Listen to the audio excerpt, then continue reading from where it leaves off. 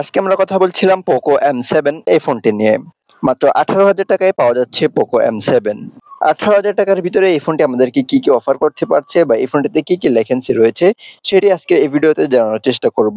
চলুন তাহলে আমরা মূল ভিডিওটি শুরু করি। ফার্স্টে চলুন ফোনটির ডিজাইন এবং বিল্ড কোয়ালিটি নিয়ে কথা বলি। ফোনটির ডিজাইনটা মোটামুটি আমার কাছে বেশ ভালোই লেগেছে। তবে এই ফোনটির ব্যাক সাইড এবং ফ্রেমে প্লাস্টিক ব্যবহার করা হয়েছে।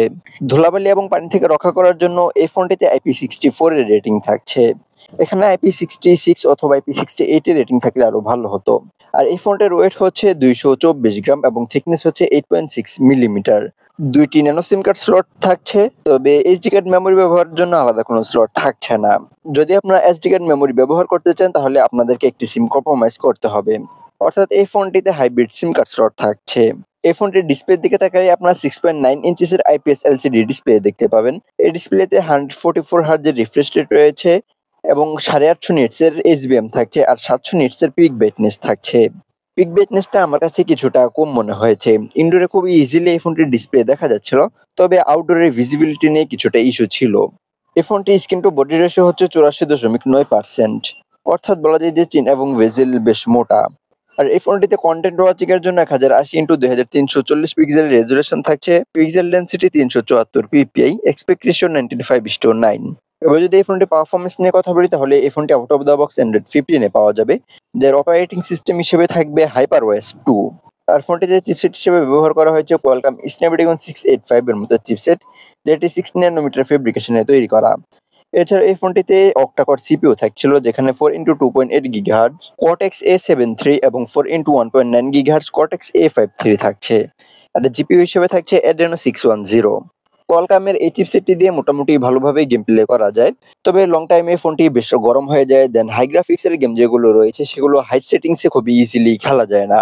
এছাড়া এই ফোনটিতে যে 144 হার্টজ রয়েছে সেটাও কিন্তু খুবই ভালোভাবে এই ফোনটি পুশ করতে পারে না।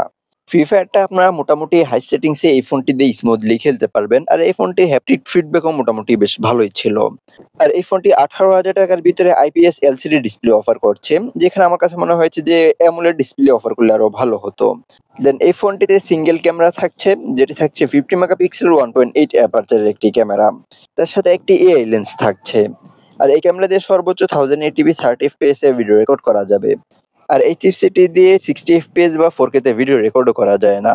আর এই ফোনটির সেলফিতে 8 মেগাপিক্সেল 2.0 অ্যাপারচারের একটি ক্যামেরা থাকছে, সেই ক্যামেরা দিয়েও 1080p 30 fps এ ভিডিও রেকর্ড করা যাবে।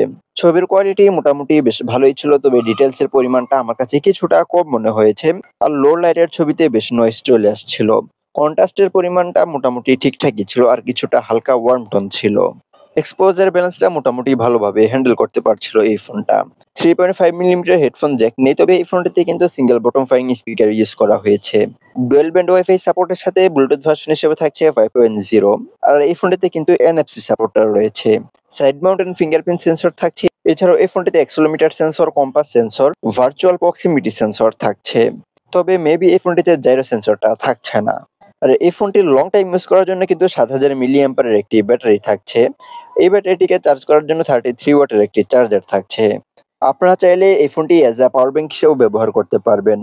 অর্থাৎ এই ফোনটিতে 18 ওয়াটের রিভার্স ওয়াইড চার্জিং সিস্টেমটাও থাকছে। আর মিড রেঞ্জ বা লোয়ার মিড রেঞ্জের ভিতরে কিন্তু এই ফোনটি সর্বপ্রথম, যেখানে 7000 মিলিঅ্যাম্পারের ব্যাটারি ইউজ করা হয়েছে। সো এছাড়া আজকের এই ভিডিও কার কাছে কেমন লাগলো চাইলে কমেন্ট বক্সে জানিয়ে দিতে পারেন। দেখা হচ্ছে খুব শীঘ্রই। সে পর্যন্ত ভালো থাকবেন, সুস্থ থাকবেন। আর তুষার 25 ইউটিউব চ্যানেল এবং ফেসবুক